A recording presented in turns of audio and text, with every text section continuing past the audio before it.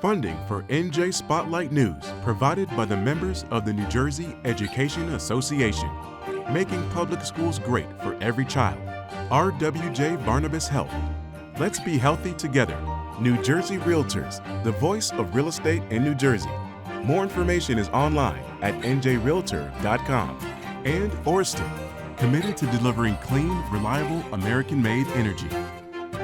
Tonight on NJ Spotlight News, the Habba saga continues. The legality of Alina Habba's appointment to the U.S. Attorney position is now being questioned by defendants awaiting trials. A Pennsylvania federal judge will now decide her fate. Plus, a landmark PFAS settlement. The NJDEP announced a $2 billion deal with DuPont for their role in contaminating parts of the state with forever chemicals. You don't get to walk away and let your pollution be the problem of a water rate payer or on the backs of every taxpayer in the state. It is your obligation. We will enforce it. Also, measles exposure. New Jersey is reporting its 6th case, and experts are advising parents to get their children vaccinated before school starts. It is highly contagious, right? It is very highly transmissible. And then when we're pairing that with what we've seen are some declines in vaccination rates, the concern is that we're going to see a lot more people getting sick. And farm takeover. Cranberry appears to be moving forward with plans to seize a 100-year-old family farm despite an ongoing lawsuit and federal support for its owners. NJ Spotlight News begins right now.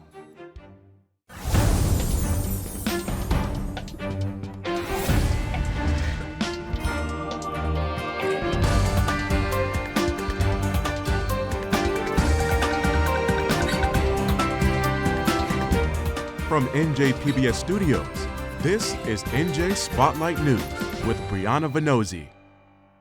Good evening and thanks for joining us on this Monday night. I'm Brianna Vannozzi. We begin with a few of today's top stories. First, the legitimacy of Alina Habba's authority as acting U.S. Attorney for New Jersey is in question. And now a federal judge will weigh whether President Trump's choice to serve in the role can legally keep her job.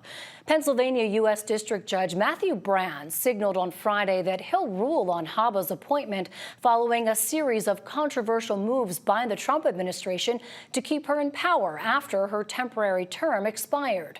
Habba's status was recently challenged by a criminal defendant who's facing gun and drug charges. The defense attorney argued that the White House violated the Constitution by firing Habba's replacement, that was former First Assistant Desiree Grace, who was chosen by New Jersey's federal judges so that Habba could stay in the role. PA's Judge Brand rejected a request to drop the criminal defendant's case, but left the door open to limiting Habba's ability to carry out prosecutions. The whole confusing mess has disrupted how New Jersey's U.S. Attorney's Office is operating. Oral arguments are slated for August 15th. A spokesperson for Habba didn't respond to requests for comment. Also tonight, a new case of measles has been confirmed in New Jersey, this time in a Passaic County resident. It's the 6th measles case in the state so far this year, and health officials are urging people to stay up to date on their vaccinations. According to the Department of Health, the patient caught the virus while traveling internationally.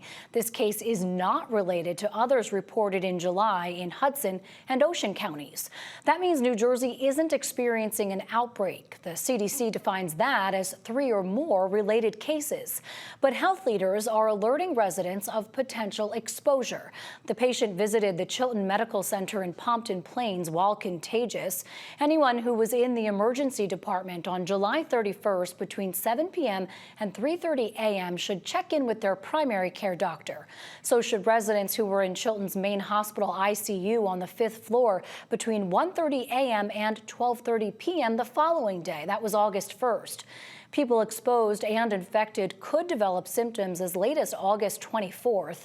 The case comes as nationwide numbers hit their highest levels since the disease was declared eliminated from the U.S. 25 years ago. Epidemiologist Stephanie Silvera says that can be attributed to lower vaccination rates, especially among kids. There's a lot of misplaced fear around the vaccine.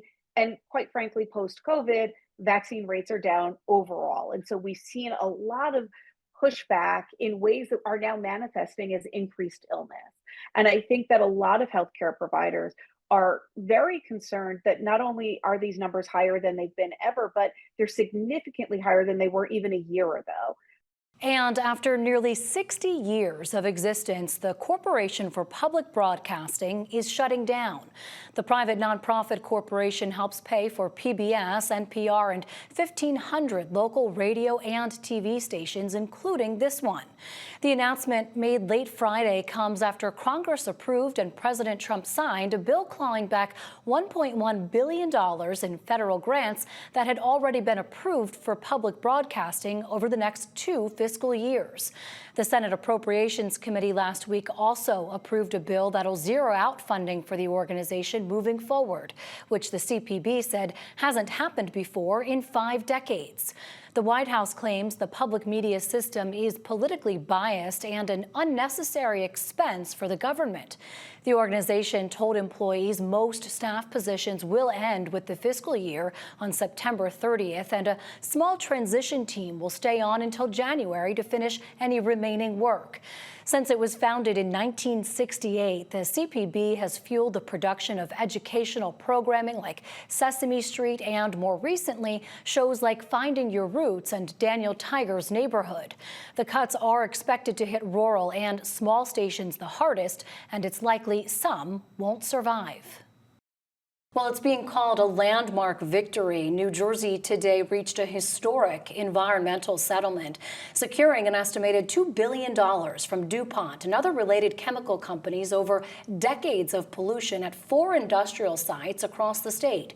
The agreement announced by the Attorney General's Office and Department of Environmental Protection marks the largest environmental settlement in New Jersey history and is aimed at cleaning up toxic PFAS, or forever chemicals, that have been left behind, while also restoring damaged natural resources like our water and soil.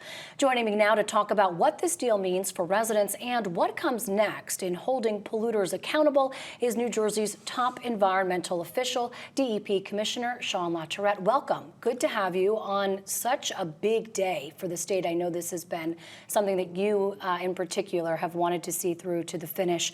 Why is this so significant for New Jersey? First of all, thank you for having me, Brianna.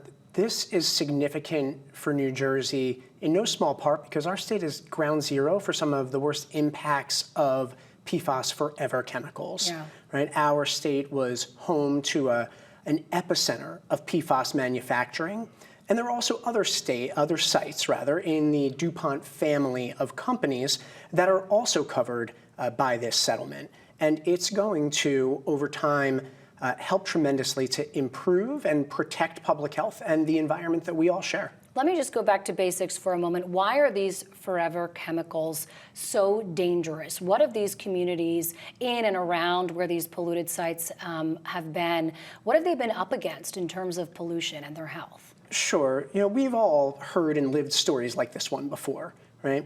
Chemical company creates new wonder that's going to make our busy and complicated lives. Non-stick pans, yeah. It's going to make our complicated lives a bit easier, right? The eggs don't stick to the pan and our clothes are more fire retardant, but these chemicals, for the same reason the eggs don't stick to the pan, they are resistant to degradation in the environment, and they bioaccumulate in the body of fish and wildlife and people, right? We all have PFAS in our blood serum to some degree, and these chemicals are toxic, some of them cancerous, others of them disruptive to the reproductive system, and we've got to get these chemicals out of our water supply, circulating through our surface waters. We're finding them in drinking water systems. And communities around these sites, takes, for example, Chambers Works in southern New Jersey at the foot of the Delaware Memorial Bridge. The PFAS plume extends miles beyond just the boundary of that site. And we see similar experiences at the other sites as well. Yeah, can you clarify what those sites are, where those areas are? Sure. We've got the Chambers Works site in Deepwater, New Jersey. We've got the Parlin site in at the border of Cheesequake Park, basically, in Old Bridge. We've got the Rapano Works in Gibbstown, and we've got the Pompton Lake site pretty spread out. Passaic, yes. And so Repauno and Pompton Lakes were munitions manufacturing sites for the most part, but the other two, Parlin and Chambers Works, included a hefty amount of PFAS manufacturing, Teflon in particular. And so we've got a lot of cleanup to ensure be done. And that's what the biggest part of this settlement will do. So I think that's what a lot of folks want to know, right? How will this money be spent? What's the breakdown, at least right now, from what you're looking at in terms of what's needed for the remediation? Sure. So we wound up in court with the DuPont family of companies because they weren't doing what they were supposed to do. They weren't executing upon the remediation of these sites to the extent that they should have. And so this settlement will ensure that at each of these 4 industrial sites, they carry through on their remedial obligations. No limitations on their obligation to get the cleanup done of all the chemicals there and emanating from those sites. And the estimated amount for that is up to about $1.2 billion, and they've got to post the financial assurance to get that done. And then there is a $475 million securitization behind that in a reserve fund. What does that mean? So just in case they're not able to come up with the cash, this So in the event that the Chemours company, for example, which has the cleanup obligation at 3 of those sites, were to find itself bankrupt, the other companies, right, the historic DuPont company, EIDP, for example, would stand behind that obligation with a $475 million reserve fund. These cleanups will take years and years to be complete. So in addition to that, we have an $875 million payment to the state of New Jersey, as you mentioned, over 25 years, front-loaded in the beginning. Of that $875 million, $225 million go to natural resource restoration projects. Think of natural resource restoration in the Delaware Bay estuary, for example, in the area of the Chambers Works site. We've also got $525 million for an abatement fund to help the people and communities affected by this contamination in their potable wells or in their water systems. And then $125 million for fees and costs, penalties, punitive damages. So, I mean, that's a big breakdown of what is a very complex, what has been a very complex case and what will be a complex cleanup. When might folks start to see the benefit of this? And what does it mean? I mean, big picture in terms of holding other polluters accountable in the future now?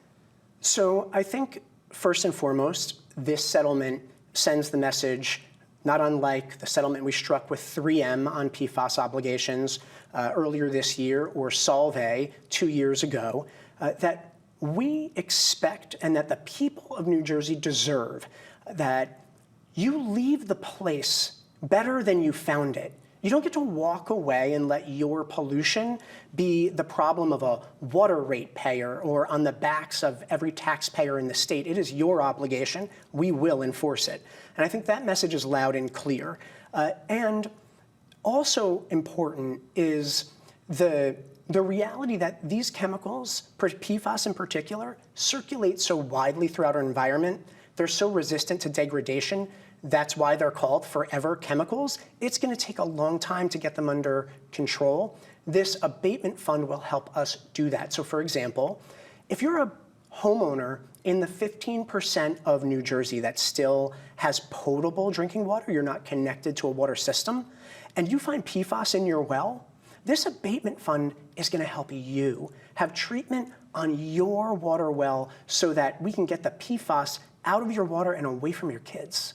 Don't think we can understate just how big a deal it is. Commissioner LaTourette, thanks for coming in today. We appreciate your insight. A pleasure. Thank you.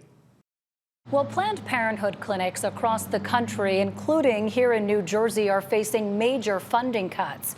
In the wake of the big, beautiful bill recently signed by President Trump, it blocks federal Medicaid dollars from covering certain abortion-related services.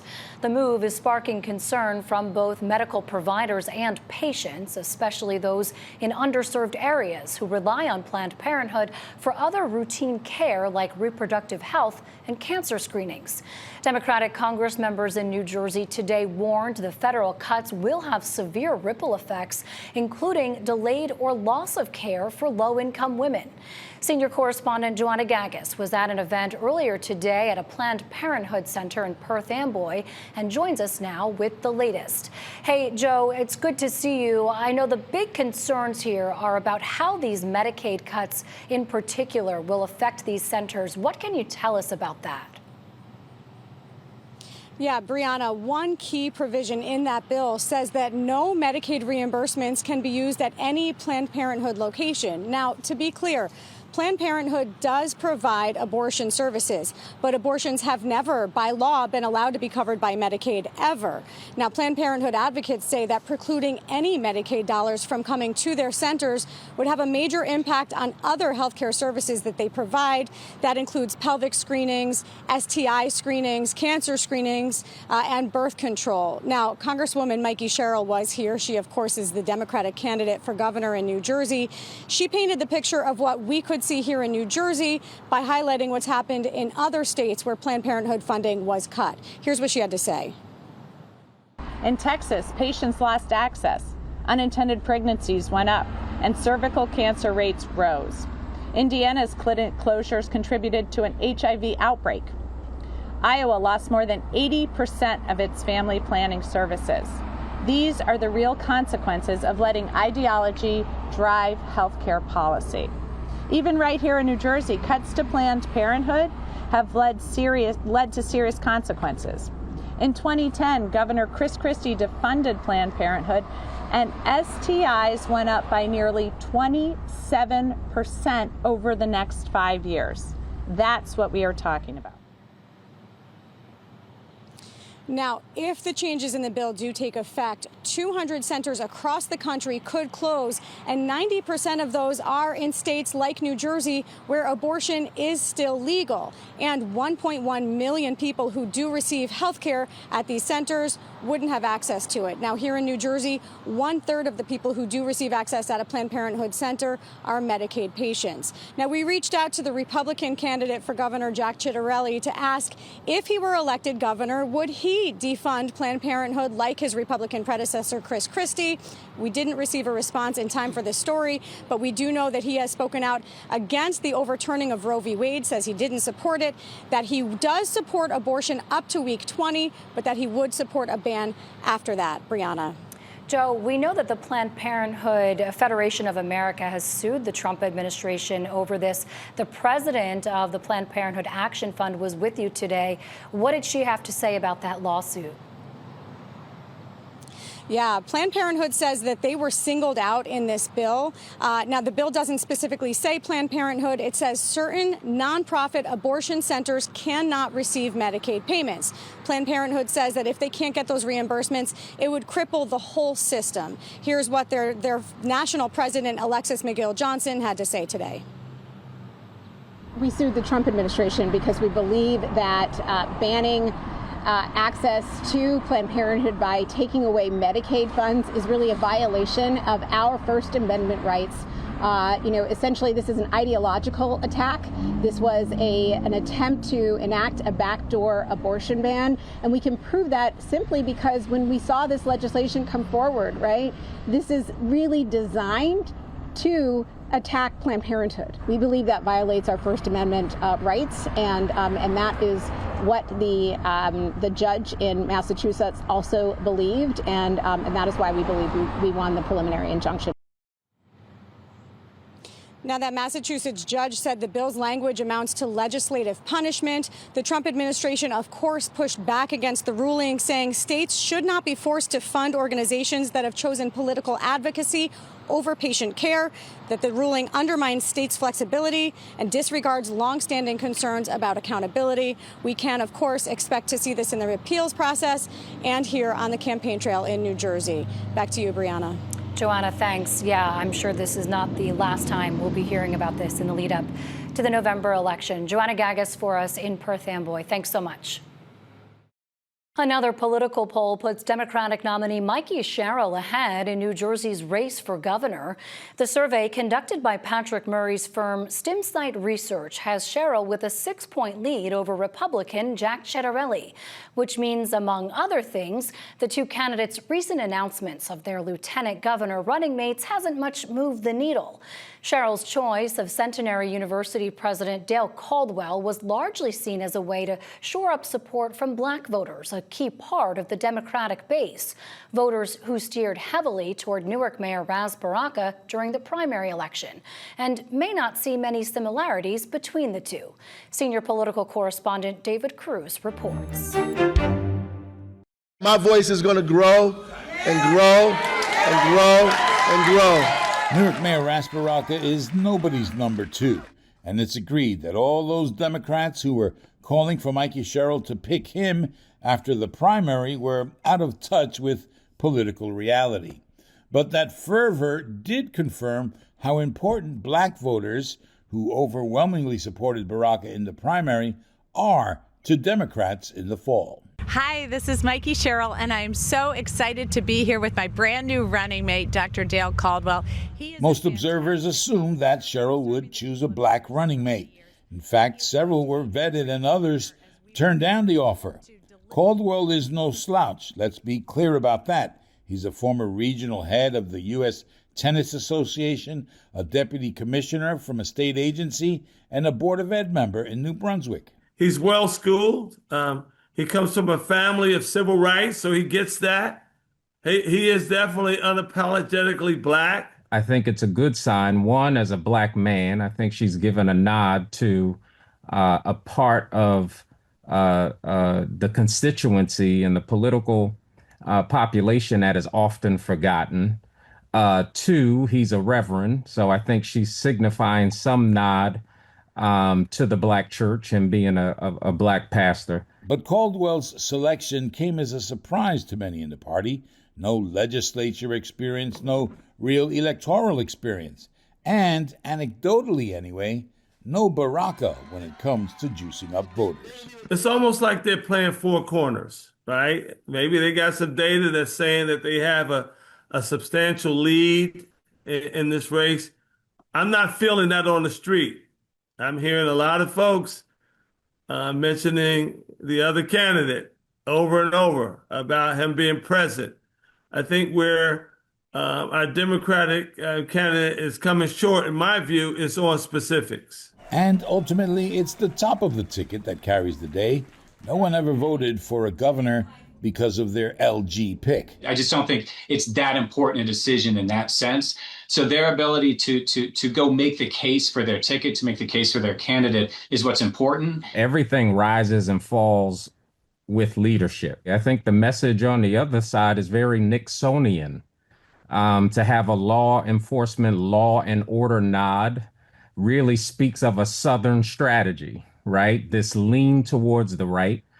Particularly in a state that has a massive history of racial profiling and a racialized use of force, to go full on law and order and to have no nod towards the black community says a lot.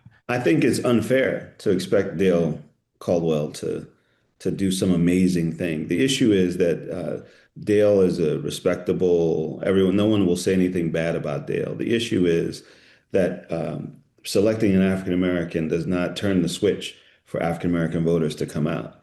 What makes African-American voters come out is people thinking about and touching the issues that they're thinking about in their living room. Neither camp has made their lieutenant governor pick available to talk to us. A new poll out today has Sherrill leading Ciattarelli by 6 points. She's feeling comfortable enough to hit the SummerSlam professional wrestling event, where the crowds tend to be more MAGA friendly. Maybe not the kind of crowd for Pastor Caldwell, for whom tennis is more of a racket. I'm David Cruz, NJ Spotlight News. In our Spotlight on Business report tonight, farmland and affordable housing collide. Cranberry Township is moving forward with plans to seize part of a historic 175-year-old family farm to build affordable housing. Despite, as NJ Spotlight News has reported over the last few months, fierce pushback from its owners and an active lawsuit. According to reports from NJ Advance Media, the township recently hired a company to appraise 12 acres of the Henry family farm, which is the first step toward possibly condemning the land through eminent domain. Local officials say they need the land to meet state-mandated affordable housing targets, while the Henrys, who've had the farm in their family since 1850, argue it's still active and not suited for development. Farm owner Andy Henry tells NJ Spotlight News he was surprised and disappointed by the township's decision to move forward with an appraisal instead of trying to work out an agreement. The federal government has also gotten involved, launching an investigation into potential violations of farmland protection laws. Support for the Business Report is provided by the Newark Alliance presents the 2025 Halsey Fest, featuring the vibrancy of Newark's Arts and Education District and Halsey Street. Halsey, a neighborhood built on hustle and heart. The 2025 Halsey Fest schedule is available at halseynwk.com. That is going to do it for us tonight. But a reminder, you can download our podcast wherever you listen and watch us anytime by subscribing to the NJ Spotlight News YouTube channel. Plus, you can always follow us on Instagram and Blue Sky to stay up to date on all the state's big headlines. I'm Brianna Venozzi. For the entire team at NJ Spotlight News, thanks for being with us. Have a great evening. We'll see you right back here tomorrow. NJM Insurance Group, serving the insurance needs of residents and businesses for more than 100 years. Horizon Blue Cross Blue Shield of New Jersey, an independent licensee of the Blue Cross and Blue Shield Association, and by the PSCG Foundation.